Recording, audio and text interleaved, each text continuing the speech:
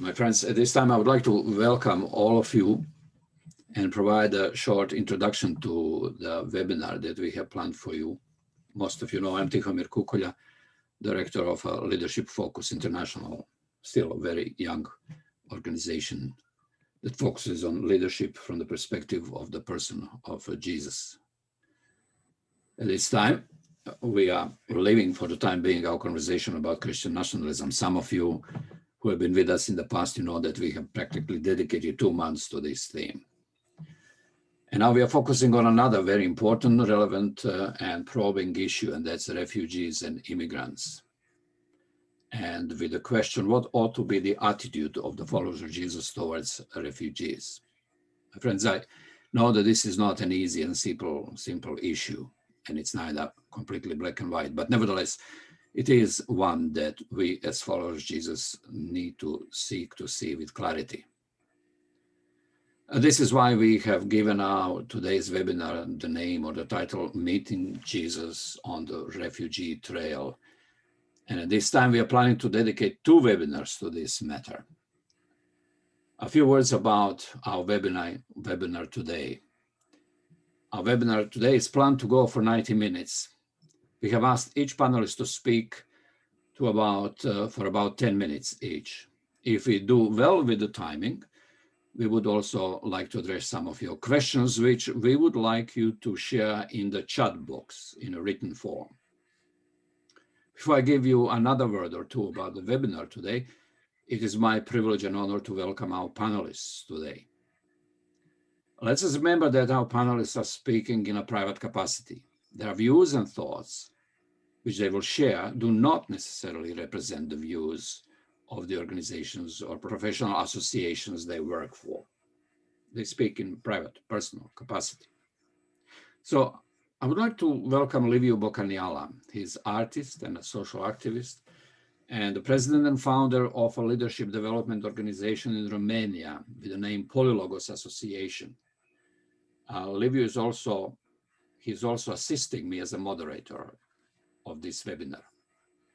Then I would like to invite Noemi Mena Montes. She's a journalist and an expert on migration with experience as a policy advisor and cross-cultural communication consultant. She is a lecturer and researcher and co-founder of Restarter, a foundation that helps refugees to integrate in the Netherlands. And then I will introduce also my friend Ali, which I find hard to pronounce the name, and he will forgive me. I'll try. Naghondoost. He's an Iranian Taekwondo athlete, an Olympic Solidarity Refugee Athlete Scholarship holder, hoping to qualify for the Olympic Games in Tokyo with the Refugee Olympic team. Ali is a former refugee who lives today in Croatia. And then I would like to welcome Jyl Smith. He worked in refugee resettlement for World Relief in the Chicagoland area for several years and in several capacities, including as a refugee resettlement director. He currently lives with his family in Dayton, Ohio, and Jyl and his family also lived and work internationally in Southeast Europe, especially in the country of Macedonia. And then I would like to welcome Jyl Hall Smith. She has worked for over 20 years at the intersection of academia and public policy. Currently, she works as an adjunct professor at the United Theological Seminary and as an affordable housing advocate in Dayton, Ohio. Her previous work with nonprofits includes World Vision, World Relief, and the Congressional Hunger. This is just to mention but a few. I would like to say a few more words. Between this webinar and the next one, some of the questions will include, why are Christians divided so much over the acceptance of refugees and immigrants into our countries? Are you or your church, and in what way, involved in aiding refugees? And then, what obstacles have you faced in your ministering to refugees or immigrants? And then, how can Christians help other Christians and our communities to welcome refugees and immigrants and treat them with respect? And then, what does the Jesus-centered theology of refugees and immigrants look like? These are some of the questions that we would like to touch today and also in our follow-up webinar 1 month from now. So before I address my first question, which I would like to go to Liviu Bocaniala, let me just quickly share with you 3 illustrations. The first one is a group of volunteers gathered in Serbia in September 2015 to act as the first responders in response to the crisis of the incoming refugees to the Balkans. They were coming in great numbers, daily numbers, at that time, even up to 10,000 per day, and coming from Greece, through Macedonia, through Serbia, then Croatia, Slovenia, and they were going further to the Central Europe, to the heart of Europe. Now, being there in Serbia, on the border between Croatia and Serbia and Croatia, in the cornfields, as we were watching refugees passing by, myself, and not only myself, and my friends who are together with me there, and some of them are even here with us today, we are seeing families, mothers with children. And as I was seeing those children, some of them of the age of my youngest son, about 7 at that time, I was asking myself, quite honestly, how would I feel if those were my family, my wife, my youngest son, who was at that time 7, as I said a moment ago.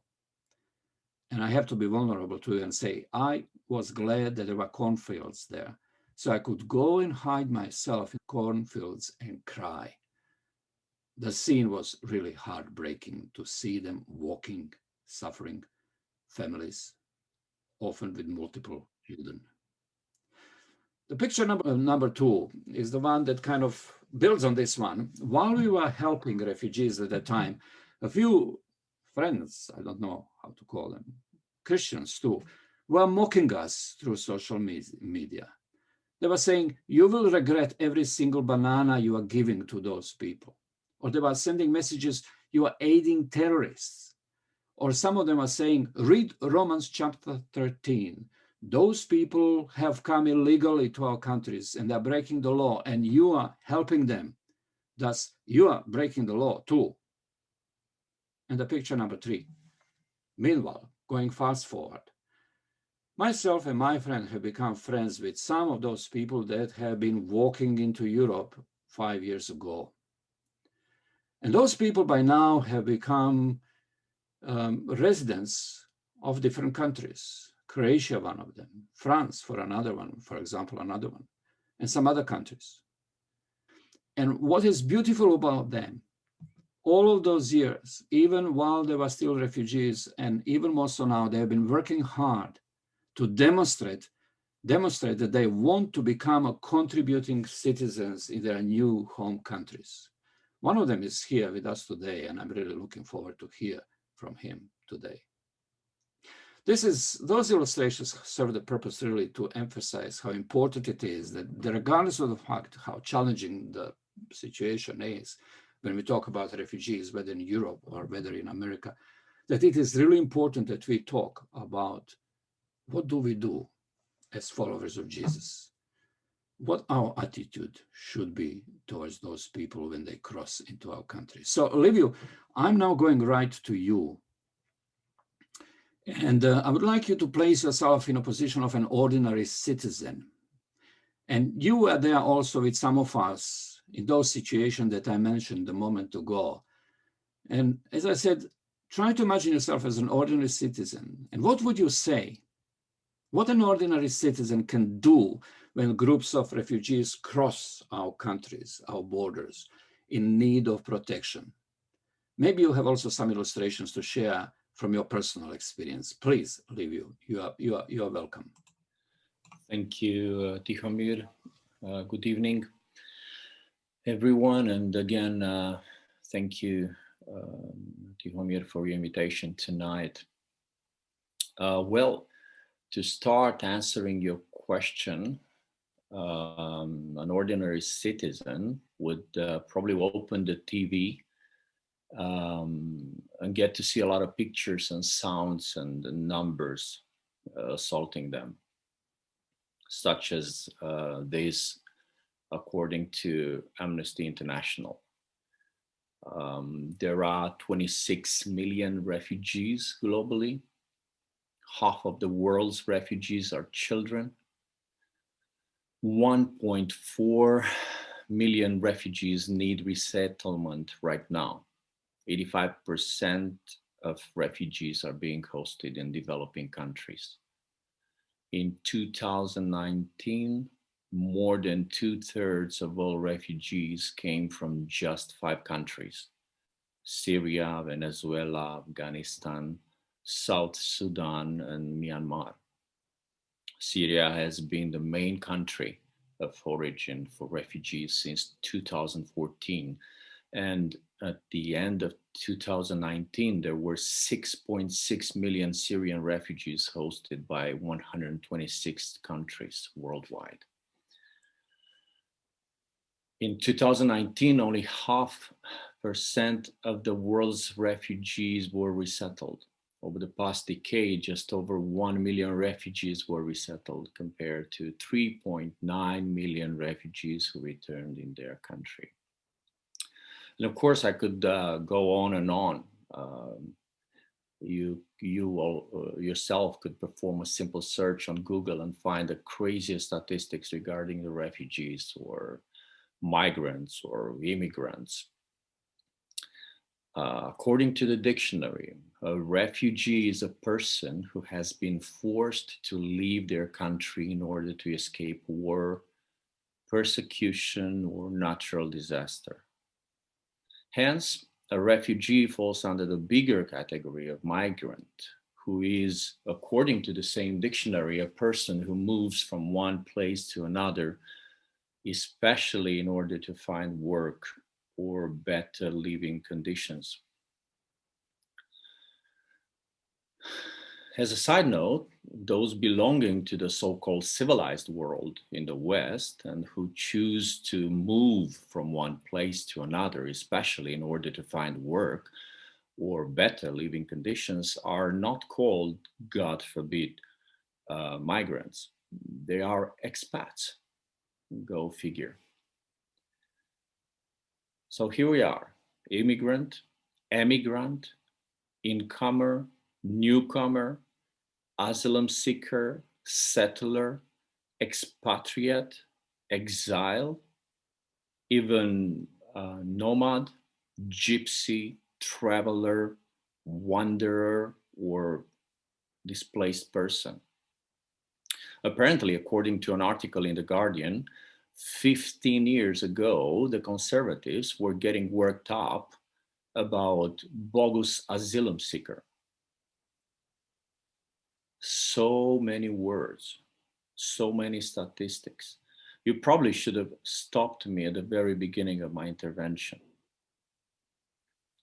What am I, a regular John Doe, to believe? How am I to choose the right from wrong from what I am being fed continuously by the above mentioned mass media, or by fearful, righteous, orthodox friends over beer and pretzels out on a terrace? One of my very good friends, a follower of Jesus, was telling me back in 2015 that we must defend ourselves in front of this very coldly calculated invasion and attack on everything Christian. As a matter of fact, there was nobody I knew in my local church or my social media page, most of them anyway, who would call them anything else but attackers of our civilized world. But with all humbleness, I already knew the truth, because I was freshly returned from spending time at a few borders across Europe, sharing food and water with some of these bloody Muslims. Some of them I would call friends very soon. I want you to know that I'm intentionally not using Bible verses. I believe that Jesus said so much more when he was quiet. One of my favorite stories is when they bring the prostitute to him, yelling their Bible verses and theories and fears. And all he'd do was to keep quiet, writing with his finger in the sand. Same way, I believe our attitudes and deeds will speak louder, so much more in a world suffocated by labels. So here I am one evening after I put some t-shirts and some simple hygiene effects in a bag, plus one of my many summer scarves, because you who know me know that I used to be much more vain than you might think I am now. And after that, I got in the car and I started driving. The few of us there were on a mission. I believe that first of all, it was the mission of proving to ourselves that our instincts were right, that there are many more stories behind the general story presented by the evening news. I will not go into details about what I saw and heard and smelled and even felt on that trip. There are friends and colleagues here who could and probably will go more in depth about that. I will just say that in many ways we're like those nutters on Discovery Channel who chase storms, being continuously on the phone and online to find out where there is greater need so that we will go there. I remember we ended up in a field of corn, a few hundred meters from the border between Serbia and Croatia. Well, one of the songs I have sung on my albums and in my concerts as a professional musician was written on and about a field of corn in Romania, where angels would come out and hide brothers and sisters who were chased by the secret police to be taken and put in prison for a simple fact that they dared to believe in Jesus. The song says that it is out there in the field of corn where church happens and time stands still and heaven descends. And my metaphors became truer than ever as we, like angels in my song, were building a trail as we were guiding the many hundreds of refugees across the border. And my friends, that was better than going to church. That is also, by the way, where I've lost my scarf to one of the Syrian refugees. It was like exchanging gifts between two friends. He gave me his story and I gave him a hug and my scarf. I believe that we rise to the new life that we in the East are going to celebrate very soon and renew our minds as we stop and turn our lives around, allowing metanoia to take place in the deepest corners of our souls. It is then that we become human again. And becoming human in a celebration of the very first human, blessed with the very breath of God, it is then when Jesus meets us. And I believe that more than sharing some water and some food with the refugees on that trail lost amidst the fields of corn, we were stripping them of their labels. And there you go, the refugees became humans. So Jesus showed up, if not to them, to us, for sure. Another journalist from The Guardian wrote on those days, they are people, men, women, and children, fathers and mothers, teachers and engineers, just like us, except they come from Syria, Eritrea, Afghanistan, and elsewhere. Why not just call them people, then list any other information we know that is relevant? Politically charged expressions such as economic migrants, genuine refugees, or illegal asylum seekers should have no part in our coverage. This is a story about humanity. Reporting it should be humane as well as accurate. Sadly, most of what we hear and read about migrants is neither. Other than a tiny proportion of sociopaths, our species is naturally empathetic. It is only when we strip the humanity from people, when we stop imagining them as being quite human like us, that our empathetic nature is eroded. That allows us either to accept the misery of others or even to inflict it on them. In the words of the same newspaper, the right-wing newspapers hunt down extreme and unsympathetic stories of refugees, and we fight back with statistics. Instead, we need to show the reality of refugees, their names, their faces, their ambitions, and their fears, their loves, what they fled. And after that, they go on sharing the story of Ahmed. She imagined Europe would be a clean, generous place, not a makeshift tent in an olive grove where the mud is mixed with human waste and rotting food. A safe life with a house and enough food, she said, shuddering as she wiped fetid mud from her 1-year-old daughter's cheeks. That's what I hope for when I cross the sea from Turkey to Greece. Instead, the civilized world of Europe received her and others like her with trash lining every corridor, with the overwhelming stench of rotting garbage, urine and feces that made them want to vomit. The very few toilets overflowing with human waste. Women sharing tents with unrelated men. Other refugee women warned Ahmed not to walk around by herself because there were drug dealers and drunk men hanging around.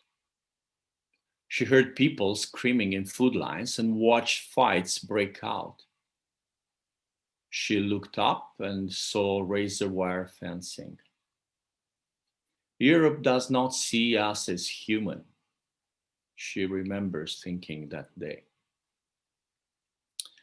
So going back to a question, Tihomir, what are we normal citizens to do?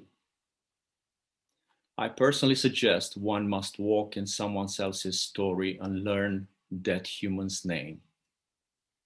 And maybe that will be a good first step towards meeting Jesus on Ahmed or Ali or Zara or Cheyenne's trail. Liviu, thank you very much. You have indeed given us a lot to think about and reflect. And that's why we are here. We are not here to debate, but we are here to reflect and to think and to possibly find a better way, all of us, to treat the others who are different from us with dignity. And I would have a lot to comment and kind of ad-lib to what you have said, because we together shared with some of other friends that I see here in our group, those wonderful experiences that we had eye-opening a few years ago in the fields of Serbia and then later in Croatia. But I know that our friend Ali, he only has a limited time to be with us tonight, but it would be really precious to hear from you, Ali. And I hope you can spare still 10 minutes, Ali, to be with us and share a little bit of your experience, because you are on this other side, not anymore, but you were at that time. You were a refugee who walked, who were in the boats crossing the seas, and you ended up in Croatia. I would like you to take 10 minutes and then share with us a little bit about your experience as a former refugee. And then really, I would like to encourage us with, because you are a man who really are in a good way fighter, and you are an example to many, how someone who has come to a new place is doing his best to make this place a better place, but also to be encouragement to others, to other refugees, and also to people around you. Please, Ali, share with us some of your experience. Thank you, Tihomir. Sorry for my light. Like I'm in a situation I cannot explain it or I will tell you later. But I try my best to be on time and not to talk, more than 10 minutes. First, I want to tell about my story and about my experience. And as a refugee, when I came with my brothers and friends from Turkey to Greece, that was the toughest experience or way to crossing the sea from Turkey to Greece, and it was really dangerous for us. And as a normal person, like I had my normal life in Iran, and after becoming Christian and sharing the Bible and everything, and all the problems we had to be forced to leave Iran, and we had to run to not to be killed or not to be in prison for our whole life. Uh, when we uh, went to Turkey, we didn't know where we are going, but we didn't have any plan. We had to run, and we saw many things, and we didn't have this kind of experience. So some of them was really bad, but I can say it was helpful.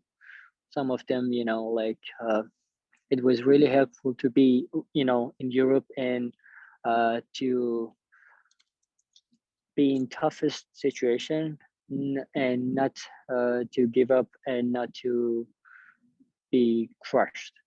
So when we saw criminals and people who had a gun and they told us they can kill us because when they were in Iran they took their stuff, and that guy was from Pakistan, and we were scared and we tried to give our stuff to keep ourselves alive and like not to be killed by him with a gun. And that was for first time I saw the gun. So and after that, when we went to the sea with a small boat, it was during the night, and it was really cold and bad situation. And when we went in the front of boat, that guy he put the boat in the water, and some of us they didn't know how to swim. So that was first problem. And another one was we saw so many people uh, like as a refugee, and they were just forced in a bigger boat, which is like it's for 20 people, but it was forced, and like to be full of 30, 40, or some of them 50 people, around 50 people. And we were just, I can say God, I cannot say lucky, because I know God was just protecting us. And we were just 7 people in a small boat. It wasn't good boat. It was like plastic, and was working with a battery. It wasn't working with like oil or whatever. And it was really bad. It was in really bad shape. When we start our way, I want to tell you that part, that was one of the worst, like experience we had. We didn't know where to go. We didn't know, are we going to, succeed and to, go to that, Greece, because we were just thinking that's the, like, the best place where, everything is really good. What Liviu said, what we were just expecting from Europe, but it wasn't like that, of course. But on that way, on the sea, we saw so many people died. We saw the boat were just running like in the water, and kids, and like so many people they died. And we were just 3 hours and 30 minutes. We were just trying not to die because water was coming in our boat, and we were just trying to survive somehow. And we were just all the time praying, because it was really tough way, like it, we didn't know we will be alive or we will be dead.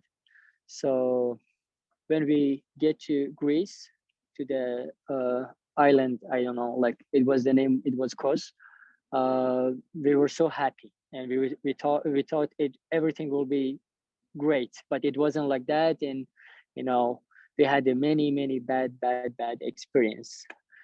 So when I went to Austria, they deported us to Croatia again. We were 3 brothers, and they say you are not family. So that brother, older brother, he was like a father for us, because we put everything behind, our family, our father and mother, and he was everything to us. So they deported us again to Croatia after learning everything, language, and to finding friend and to finding church. It's really hard. You start not from zero, you start from minus 100 maybe, because you don't know the people, you don't know the culture, you don't know the language, you don't have any friend, and you have to start from the beginning. And people are looking at you like you are terrorist. They're not looking at you like a human. Even you cannot talk. After 5 6 years I'm living in Europe and 5 years in Croatia, I don't have a good feeling to talk in my language with mobile phone. Wherever I go, in a bus or in a bus, in a elevator, or wherever I saw another people, even I'm talking with my brother or with mobile phone, I don't talk in my language, because I see they are looking at us really strangely, like they are thinking who we are. So still after 5 years being in Croatia and being in newspaper and TV and as a candidate for Olympic Games and being in so many tournaments, being coach for national team and getting some, 8 European medals for Croatia, still I don't have that feeling. Even when I have to go to European Championship, they have to register me as a Croatian Federation. They don't cooperate with us, and until last day I have to wait, and we have to ask them every day to register me, and they have the money, my money, and they have to register me, and they have to pay for that, but they don't pay it. Until last day I have to wait every day, even I don't know their language. But it's different. But as a refugee, still I'm a refugee, I can say. I can tell how we can help those people. Uh, as a citizens like Liviu or other people, the way you can help them is by mentoring. It's you can help them to learn the language. You can, as a I would say Mihaela Kovacs or Jyl Hall, they try to help us to learn the language. Even the government, they didn't want to help us. Church help us to learn the language. That was the first and most important thing. We learn the language. They teach us what's the differences between our culture and their culture, and so like we have to learn it to live in this country. So it's really important as a refugee. And how we can help them, again, you don't have to just give them just food and stuff. You can help them to find their talents, to find a job, or to be qualified for their job, so they can have their own salary and work normally, and everything will be going to okay for them. And as a refugee, I'm involved in one project which is New Life. It's called New Life, but we are working with refugee. Doesn't matter who we are, like where they are coming from or which language they are talking. We are helping them to learn taekwondo, to play taekwondo and football, also to fathers and mothers, like having some fitness training and to have some exercises, to find some friends. Through that, we gave them opportunity to learn the language, to find a friend, and uh, to do something for themselves. And also through that sport, they could find a job. To when you find a friend, you can find a job, and you can um, give them opportunity to have a more friends. So that's what I can tell you. I can tell you more and more and more, but we have limit time, and I'm sorry for my like light and background and everything, because it's really strange situation for me. Like in last 5 hours, it was really difficult for me to be here and to talk to you, and I'm sorry like for that situation. And thank you, Tihomir. Ali, thank you very much, and don't worry about, we see you very clearly and we hear you very clearly. And I can only add to what you have said on the basis of what I've known about you, that you are a true inspiration to anyone who knows you in the truest sense. You are a true fighter for good causes and good things. You have come to Croatia. You have learned Croatian language that you speak fluently. I know that because I know you. You are there at several fronts when help is needed. You work here or you work there. You really demonstrate what we would like to call is a leadership type of, serving type of leadership. And I believe that you are going to be, for many years, you will continue to be an inspiration to many, many, many people. And even with what you are doing in sports, has such a major place and role of encouragement for young people, not only refugees, for everyone, but even for refugees and the kids in that circles, to give them hope and give them courage and give them sense of meaning to move forward. I know that we will find some other opportunities to hear more from you. This is just a starter. So I just want to say thank you. And if you need to go, because you told me that you will have some other obligations to do, we will. In 1 minute I have to go. Yeah, we will understand this, and we appreciate your contribution to this webinar. Thank you so much. Thank you so much. God bless you. And I'm now going immediately to Noemi. Noemi, because I believe that what Ali was sharing with us now ties nicely into what I believe you are going to share. You have a rich experience working in different fields with the refugees. So your encounters are many and in different countries. And going from Ali, I'm now coming to you and would like to ask you a question. So Ali mentioned that even now, doesn't matter how much he tries to prove himself, still many people make him feel uncomfortable, not still welcome. What is actually wrong? Why is there a crisis of hospitality and compassion and empathy in our countries that are receiving refugees? What are the lessons you have learned from your experience? Please, Noemi. Thank you, Tihomir. And yes, thank you, Ali, for your story. It's always an encouragement to hear a story like firsthand of your journey and where are you now, right? And the challenge that you're facing. So actually, yesterday, this week, when I was thinking what I want to share with you, it's a story of hospitality. And I'm going to start with today. Today, I invite a friend from Palestine who actually lives in Lebanon. She's a Syrian Palestinian. She grew up in Lebanon. And writing a report with her and other colleagues, we are writing a report about the situation of refugees in the Netherlands. I live in the Netherlands, and actually we have a small NGO where we are now writing a report. We interview 30 refugees, and actually they are from different countries, many of them from the Middle East, from Syria, also some of them from Yemen, from Eritrea, from Iran, actually some of them from Iran, from Iraq, and basically from the Middle East and also Eritrea and Yemen. So we finished this report and we did 30 interviews. And the idea was actually asking about the challenge in the times of COVID-19. What are the challenges that they are facing? And I'm gonna share with you some of them because actually I've been writing this report today. So it's really like information about the situation in a country like the Netherlands, in Europe. But I also want to start with the story of hospitality when you live in a country like the Netherlands. I don't know, some of you been here, but in North Europe, actually, welcoming and hospitality, I will not consider that is the biggest quality of these countries. And for example, here there is a tradition in the Netherlands, and when you go to a house, they invite you for a cookie. Doesn't mean that there are many cookies, there's just a tradition that there is a cookie. And people from the Middle East always make fun of that.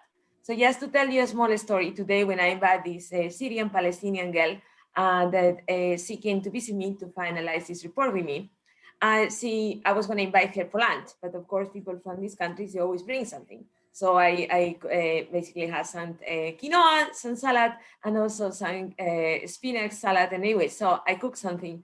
But then she came with like 3 different pomegranate and basousa, and also like tabbouleh, as you know, is typical from Lebanon. And she came with dates and all kind of food. And then my husband was like, who was inviting whom? Because then we have pita bread, and then actually for dinner we have all the things that we got for lunch, because she brings like millions of things. So the thing about hospitality and sharing food and sharing life is something that brings back when we are in Europe. And I'm going to share with you little notes from this report we are writing, because I'm telling an example of the country where I live now, the Netherlands, but I believe in many European countries, if we ask refugees about what are the challenges that they are facing, are very similar.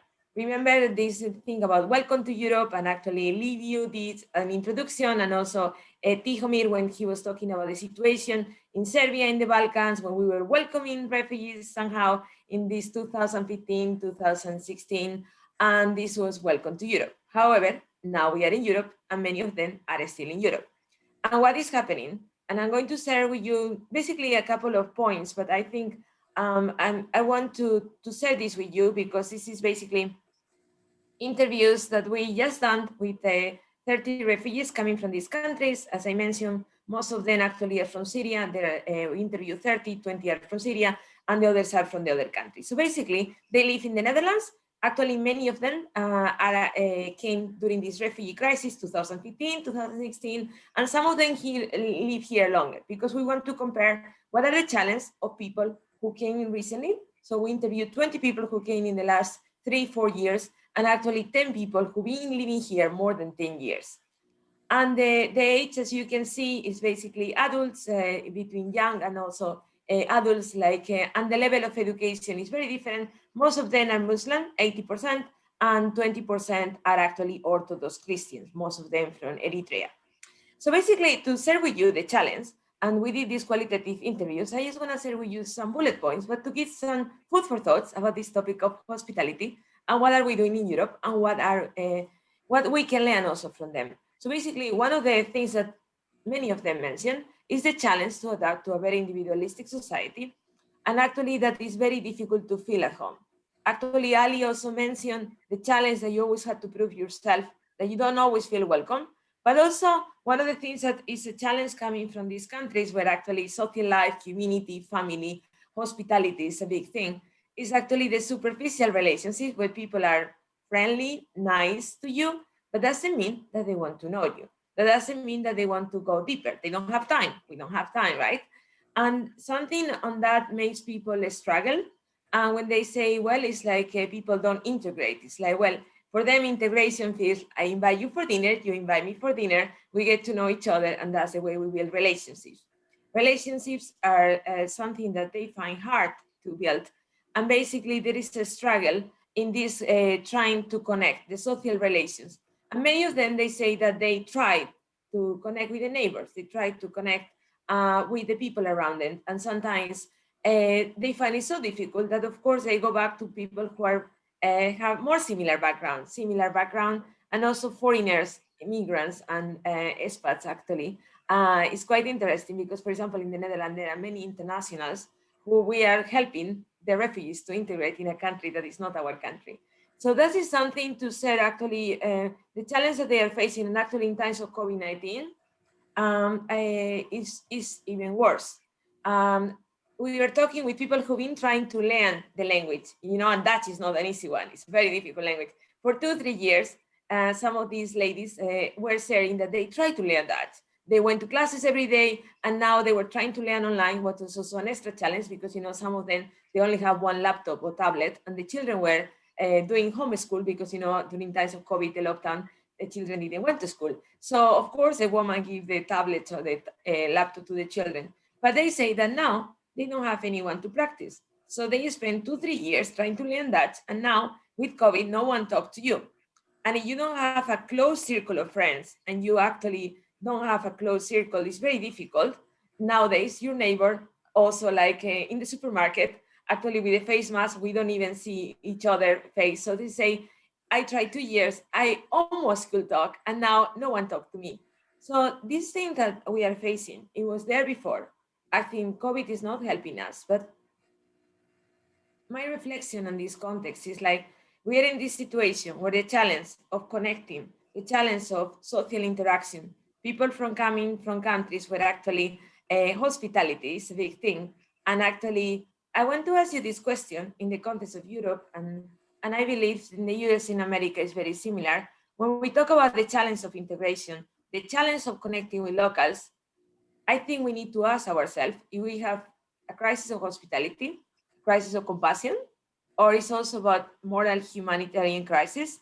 And because we are Christians and we actually believe as Christians that somehow in fellowship and actually in the context of the church, what are we doing about this? So I want to ask you this question because in the context of hospitality, have you been also, we talk about Abraham and hospitality as sorry, I think my screen stopped sharing. I just wanted to say that in the countries where basically these people come from, as you know, Iran, the Middle East, and when we talk about Abraham being the father of Jews, Muslims, and Christians, if we talk about Abraham and hospitality, in the Middle East, to offer food, to open your door to the stranger, to basically yes, open a place to relax and also give food to the ones who are hungry. It was a tradition in the Bible times. It was a tradition in Judaism, but also in Muslim countries. And actually, in the New Testament, we also find many times, actually, this Bible verse, this I think, I just only want to quote this one because I think it really connects with this story. Do not forget to show hospitality to strangers, for by doing that, some people show hospitality in the context of, you remember the story from Abraham when he welcomed the angels and he didn't know they were strangers, but actually they were angels. And actually, when I live in the Middle East, I got the chance to live in Jerusalem and also live for a while in Jordan and Lebanon. Something that you experience, and I want to ask you, if you ever experience where actually you are in a country where you are a foreigner, and then somehow people offer you hospitality in a way that you don't expect.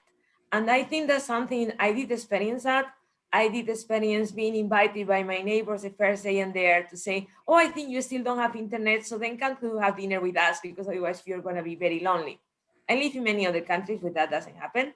And I think it's really interesting to see actually that people coming from these countries, they offer hospitality, but they don't always receive hospitality. And if we read the Bible and if we really believe in the God of Abraham, actually there is something that we need to review in the way Christians, churches, we practice hospitality.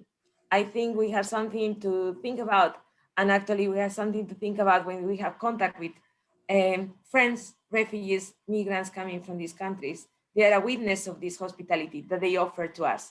But do we offer this hospitality to them? Do we offer our houses and our private space to them? And I had to say that I did experience that, and I want to say this because I think it's an encouragement to see that many churches, we hear the stories now. Tihomir mentioned that also about Christians going in Serbia. We were doing that in Europe at the beginning when people came.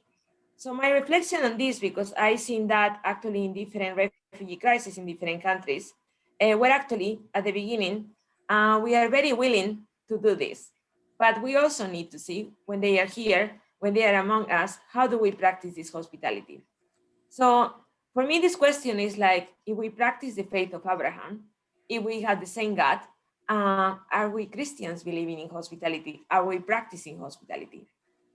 And it's true that I've seen that, and I want to mention a couple of examples because I know that Christians in many countries, we do welcome people when they come. For example, this is a picture from Roraima in the north of Brazil, the border with Venezuela, where actually I met a pastor actually from an evangelical church who was working together with a father from the Catholic Church and the nuns. And actually, I thought that was really interesting. They say, for the first time in this city, in Roraima, in Brazil, we are practicing ecumenism. We are working together, the Protestants, the evangelicals, the Baptists. We are working together to help these people. So in times of crisis, you see that how the church come together, and I thought it was a really nice and beautiful example where actually the refugees, they knew that they could have breakfast at the nuns, at the convent, and they could actually go to Father Elvis to have lunch, and actually they could go to this mission that was the Baptists who have computers and phones. So basically it was an example where actually Christians comes together to welcome the stranger. Another example, this was in 2013, and this is the road that goes from the north of Jordan, Mafraq, next to Al-Satari, the biggest refugee camp that is still there, to Syria. And I got the chance to visit a church who was actually helping at that moment, and actually everyone that they welcome were Muslim, but they were Christians. And he say, well, we welcome everyone that knock at the door, right? If we read basically that's what Jesus told us, right? If someone is hungry, give them to eat. If someone needs help, be there for them. That's the same story in Lesbos, in Greece. I met this wonderful couple who actually Elias and Bola, they used to be actually business people. They actually used to be CEOs of companies. And Elias is from Syria, she is from Greece. And when the Syrians start to come to Lesbos and also to Greece, because they live in Athens, they start to welcome them in the church, and basically the church become an NGO. So we know that many Christians have these stories, and I want to finalize with this one because this is happening right now. It's happening in Canary Island. Actually, it was not in the news because COVID, took over. And then in 2020, more than 20,000 migrants, refugees, people coming from Mali, Sierra Leone, Gambia, to Canary Island. Actually, this is the most dangerous route to come to Europe because, as you know, it's very difficult for people now to go to Libya, from Libya to Lampedusa, or from Turkey to Lesbos, because Frontex and the Europeans, we are doing a very good job. The Europe is only for Europeans, right? So basically, we close the Mediterranean. So now there is this very dangerous route in the Atlantic to go to Canary Island. Canary Island, as you know, is very close to Africa, way more close than to Spain, but it's a Spanish land. So somehow they want to go there. This is the story of a church who actually opened the floor of the church, and actually the Spanish government, together with the Red Cross, been working very close with them. It's a huge church. They have 1,000 members. And now the church become a welcome center. And actually, during times of COVID, they've been using this as a place where they welcome and host the refugees. And basically, the volunteer people from the church are helping them with Spanish lessons and helping them in the church, actually, that now is basically a refugee center. This is in Fuerteventura, one of the small islands in Canary. So we do have Christians who we are doing this. But my question, I've seen that many times when there is a crisis, when we need that, when we actually see people coming. But then when they live in our country, when they live in my country, where they live in the place where I live, do we still practice hospitality? And I think it's like if we welcome the stranger, we also need to practice hospitality in the longer term. We actually need to have some responsibility to build this hospitality and community. And I think there is hope, not to lose hope. That was something that a Syrian lady told me in the Bekaa Valley in Lebanon. And I think we have hope not to lose hope if we practice hospitality. But if we don't practice hospitality and give a good example as Christians, maybe we should reflect about that we should be a good examples, because many times in the Bible that we should welcome the stranger. So just my reflection for today. And I also made me think today that actually my visitor was providing even more food that I was providing to her. And I was like, oh my God, I'm gonna become like these North Europeans that they only give you one cookie. No, more in the context of like hospitality, generosity. And I think we should be open to that, because we see that, and actually I always admire and that. And I just want to say with you that, and you have any questions, reflection. That was my reflection for today. What we need. Thank you, Noemi, very much for your presentation.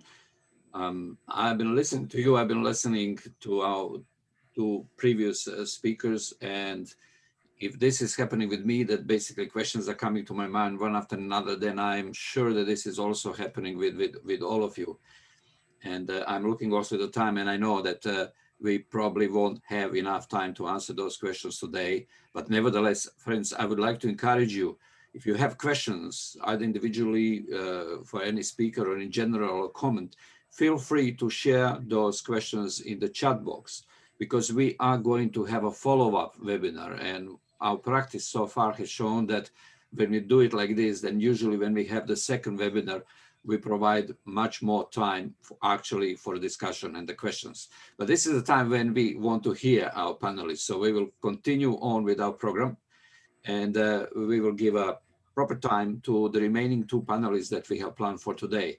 Again, Noemi, thank you very much. This was really giving us a beautiful insight into the question that leads to the question of, is there something wrong with us? What's happening to our compassion?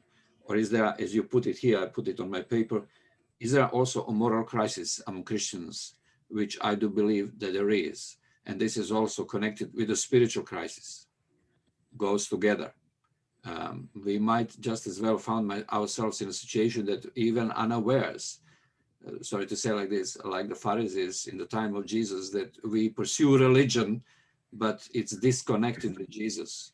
Maybe we will have more time to pursue this and answer more questions. So thank you, Noemi, again. And I'm going right now to, because we have to cover also a little bit of the American continent, because United States is also facing a major crisis when it comes to refugees. And as you are probably informed and you know, I mean, over the last several years, we have had a full blast of mistreatment of refugees, not to mention the cages that actually children were separated from the parents and placed there and spent, I don't know for how long time, which simply doesn't go together with the professed faith of many who are actually supporting this kind of approach.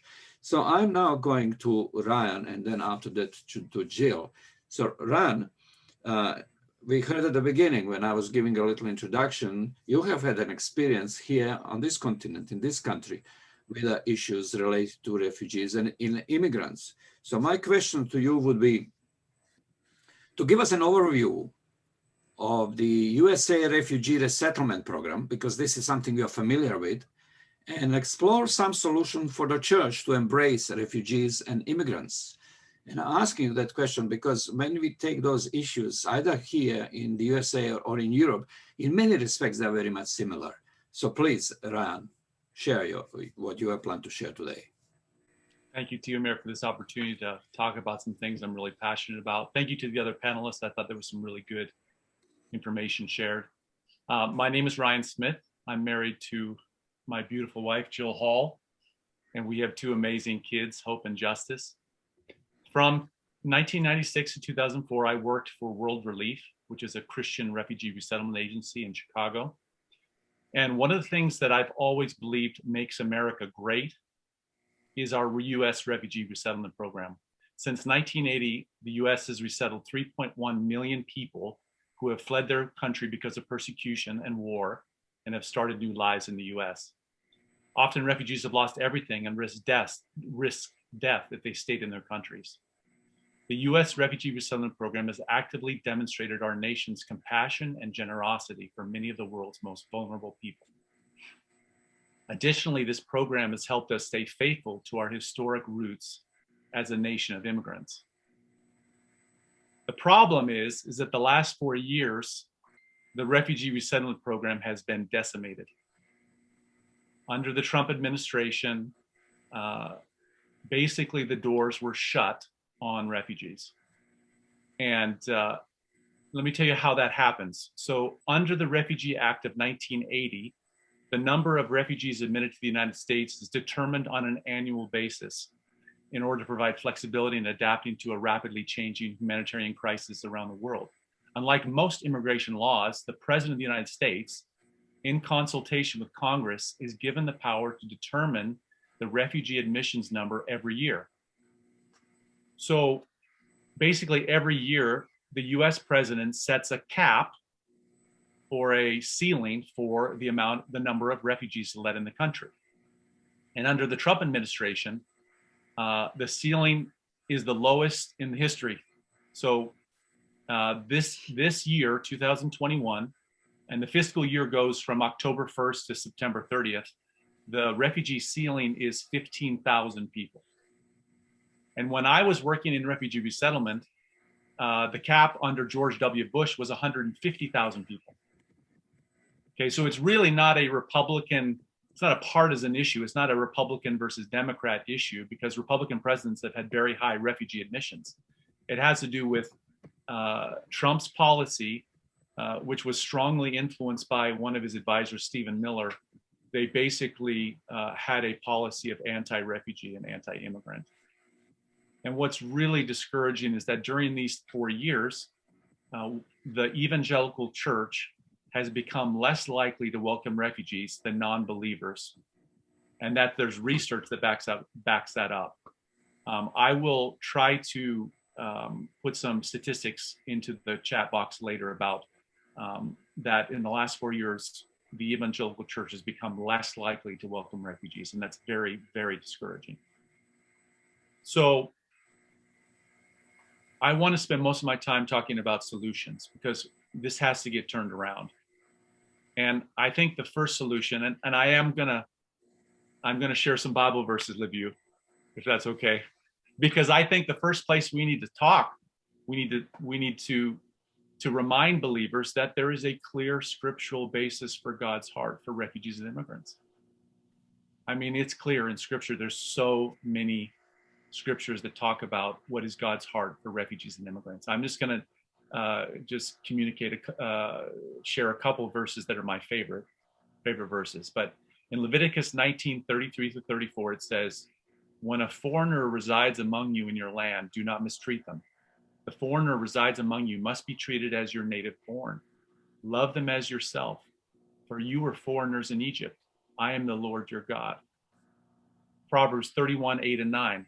"Speak up for those who cannot speak for themselves, for the rights of all who are destitute. Speak up and judge fairly. Defend the rights of the poor and needy." Psalm 34:18, it says, "The Lord is close to the brokenhearted and saves those who are crushed in spirit." Proverbs 23:10-11, I love this verse. It says, "Do not move an ancient boundary stone or encroach on the fields of the fatherless, for their defender is strong. He will take up their case against you." And then Matthew 2:13, "An angel of the Lord appeared to Joseph in a dream. 'Get up,' he said. 'Take the child and his mother and escape to Egypt. There you will stay until I tell you, for Herod is going to search for the child to kill him." Who's that about? That's our Lord. Jesus was a refugee. He and his family had to flee to Egypt. They had to fled their country because of persecution and had to live in Egypt for a season. Scripture says it's not smart to mess with widows, orphans, aliens, and strangers because their defender is strong. So the first solution is to remind the church, remind believers that there's a very, very clear scriptural basis for caring for refugees and immigrants. We've already talked about the Trump administration, and thankfully the Trump administration is gone. But there still needs to be advocacy done with the new administration. There's been a little hiccup with the new administration. Thankfully, they're going to be clearing some of this up, hopefully in May.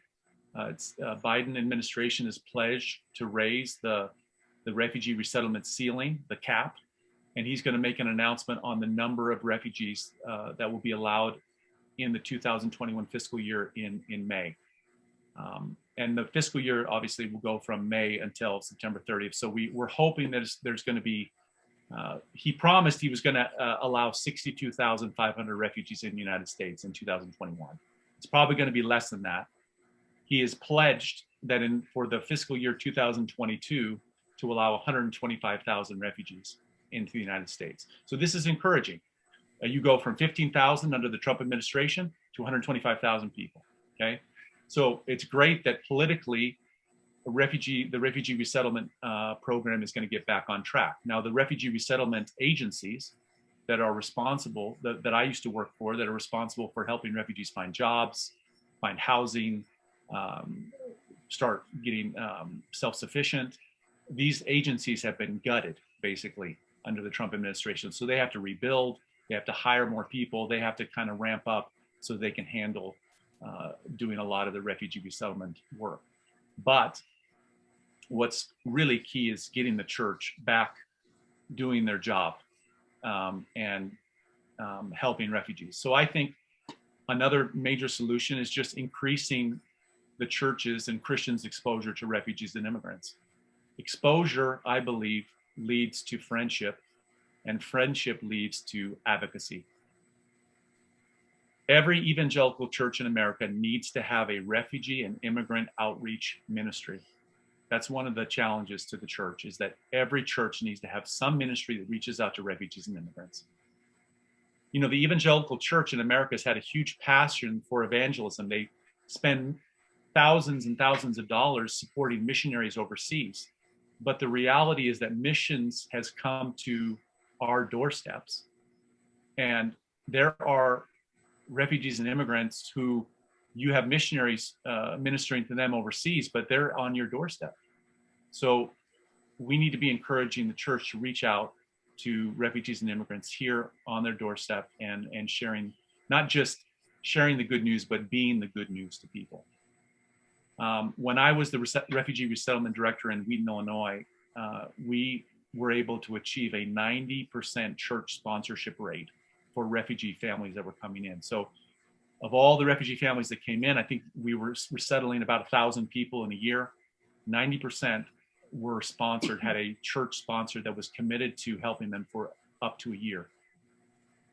And there was just, I have so many stories of amazing transformation that happened in the life of the refugee families and the lives of the church members who were exposed to refugee families.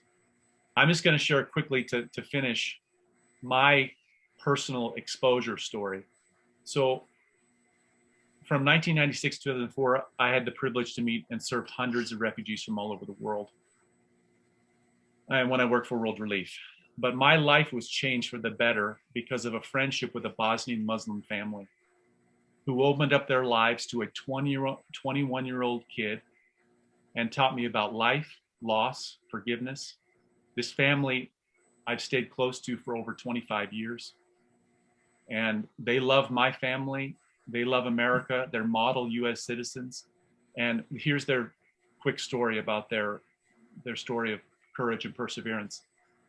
This family had a very good life in Bosnia. They lived in West Bosnia. They worked in one of the largest food processing plants in ex-Yugoslavia, Tihomir Kukolja. You probably remember Kukolja. They were in the process of building a new house. They had 2 children.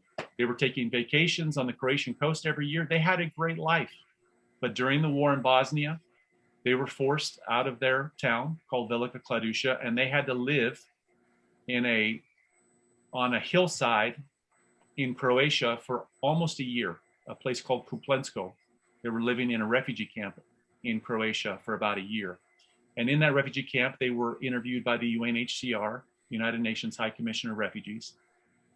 And they were also interviewed by the US State Department, a member of the State Department. And they were approved to come to the United States as refugees. And they were chosen to be resettled in Chicago. And that's where I met them, in a 1-bedroom, tiny apartment on the north side of Chicago. It was the parents, the 2 children, and 3 other cousins were living in a 1-bedroom, tiny apartment in Chicago. And they worked very, very hard when they got here. The mother was working in a hotel in downtown Chicago, cleaning 16 rooms a day as a housekeeper. The father was working as a janitor outside of a building downtown. And their hope was for their kids. They were able to get citizenship after 5 years. They got better jobs. Their English got better. Their daughter ended up being the valedictorian at her high school. She became a college graduate. They have grandchildren now. They've bought 2 houses. The parents have bought 2 houses. Each of their kids now own a house and have children of their own. I mean, they're living the American dream. And these examples of people like my friends, the Begovic family, this is the normal story for refugees that come to the United States. This is not the exception. This is a normal story.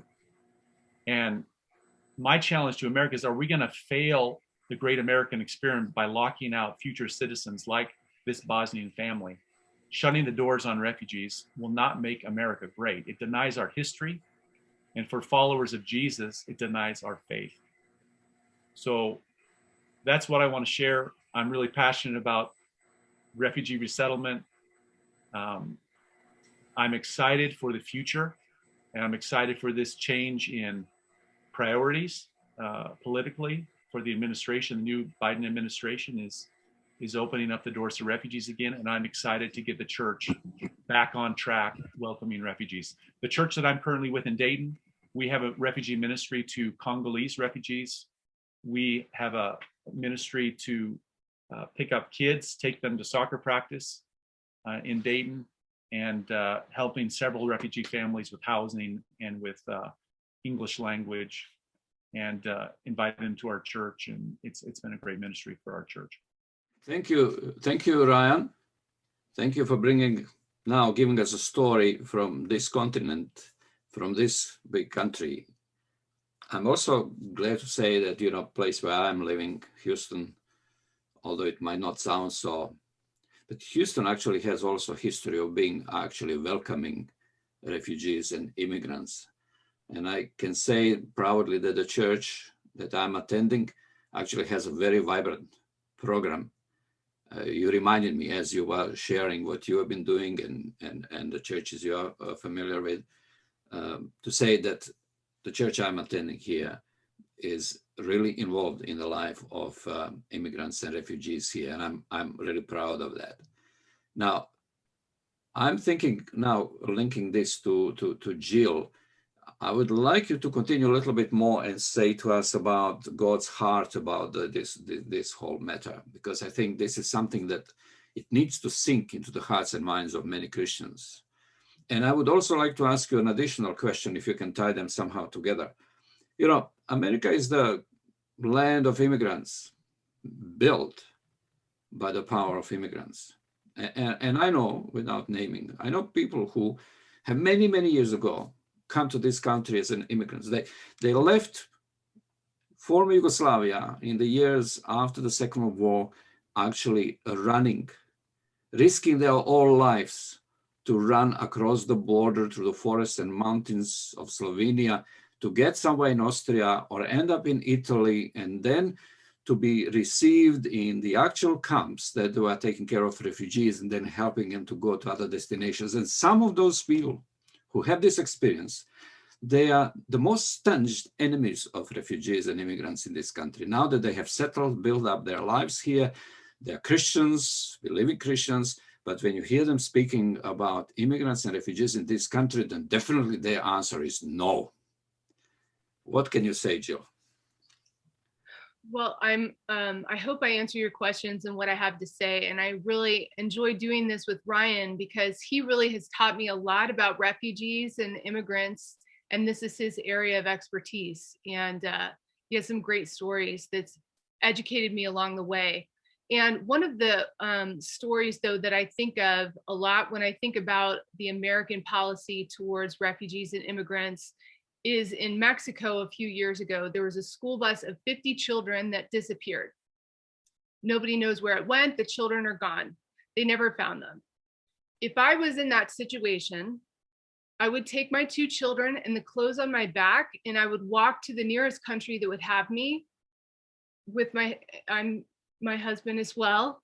And we would walk to the nearest country that would have us and work any job we could for the rest of our lives to protect our children. And we have this opportunity to host people that's been shown to be nothing but a blessing for our country. In the past, I've talked in our webinars about there's a social type in the evangelical church that is developing a worldview around fear. I think a lot of it has been egged on, and it makes things like this the main issue, but we are really forgetting some fundamental things about our faith.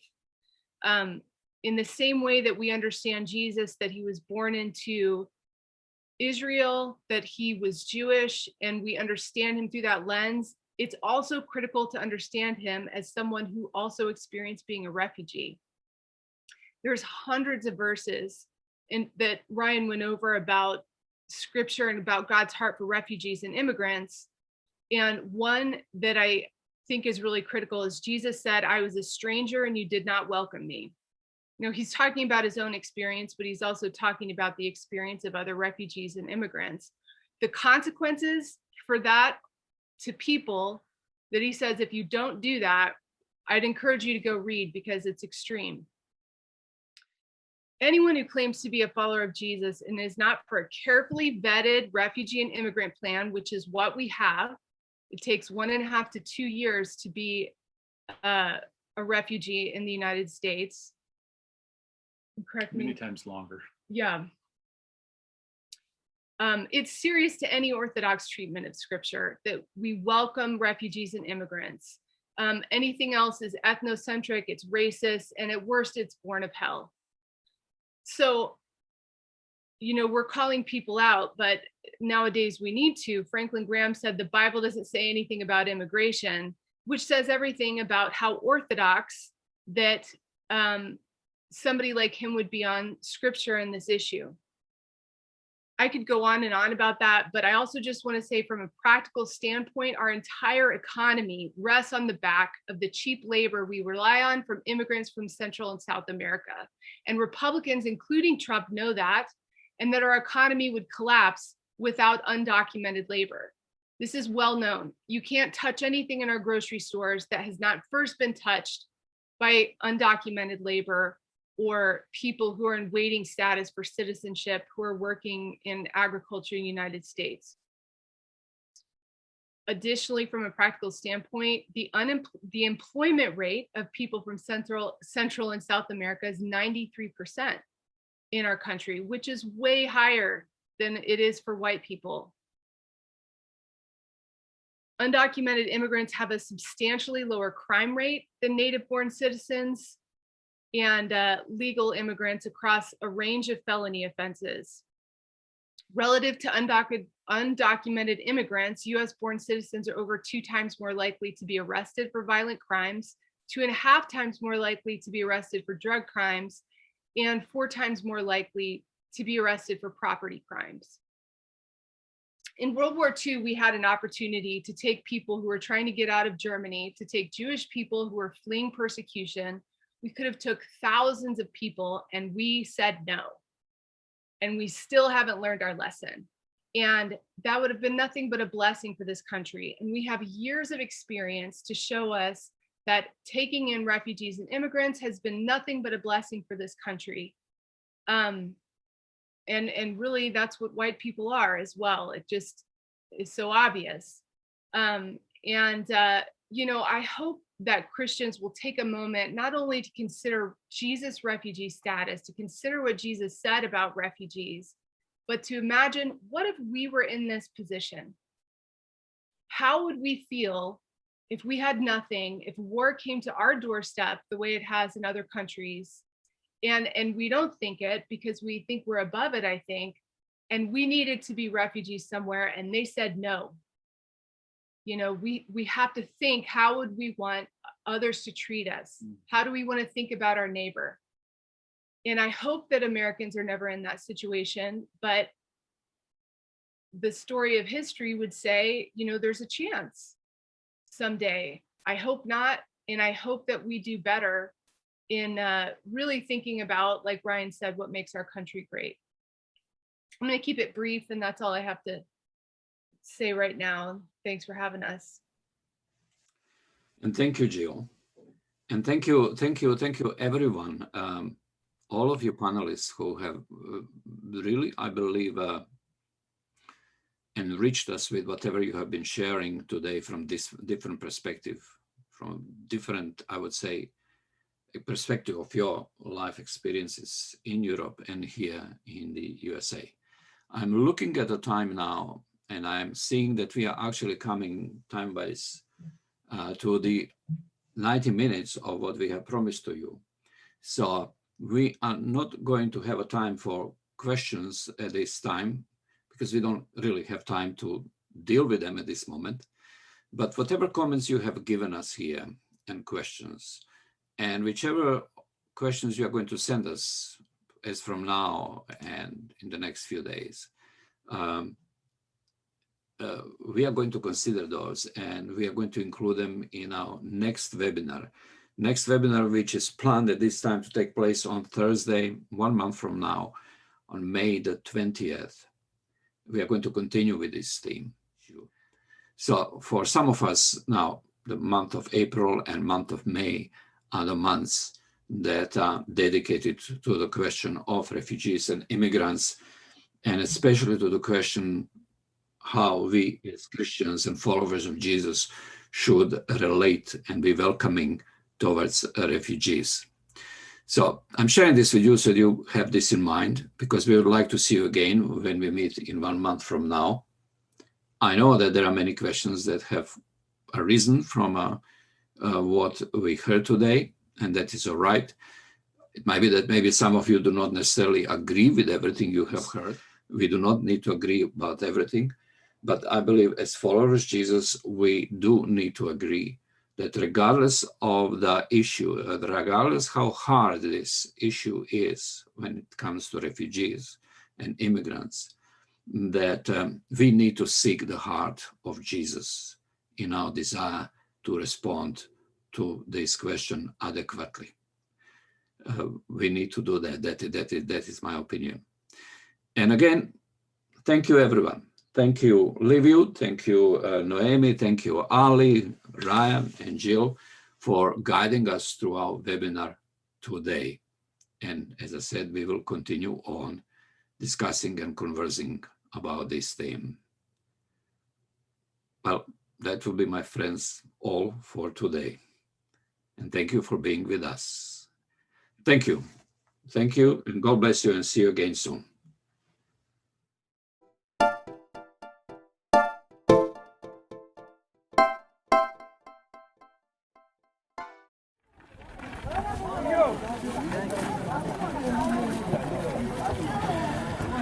Saturday, about 3 in the afternoon. This is just one bus after the other. The groups of, I would say, groups of 50 and 100 people are constantly coming. And we have learned yesterday that we just have to organize ourselves in such a way so that we can give them what really they can take as they walk. Nothing too complicated. So we have bought some of the stuff that might give them some energy, some juices, some water, some croissants and bananas they love very much, and a number of other little things like tuna. They appreciate this. Something they can eat quickly, stop for a few moments, eat quickly, or eat as they walk. Here we have a team from Belgrade and from Novi Sad and us who have come from several places, from Romania, from Serbia, from Croatia, from Israel. We have joined forces from USA to help those people. We have no political agenda. We have no political interests. Our only interest is to be representatives of Jesus, to put it like this, representatives of Jesus, who simply do what Jesus says. Whatever you did to the least of mine, brother, or to the least of those, you have done to me. When I was hungry, you gave me something to eat. When I was a stranger, you let me into your home. When I was in prison, you visited me. And we can go on and probably say, when I was a refugee, you treated me well. So here we have...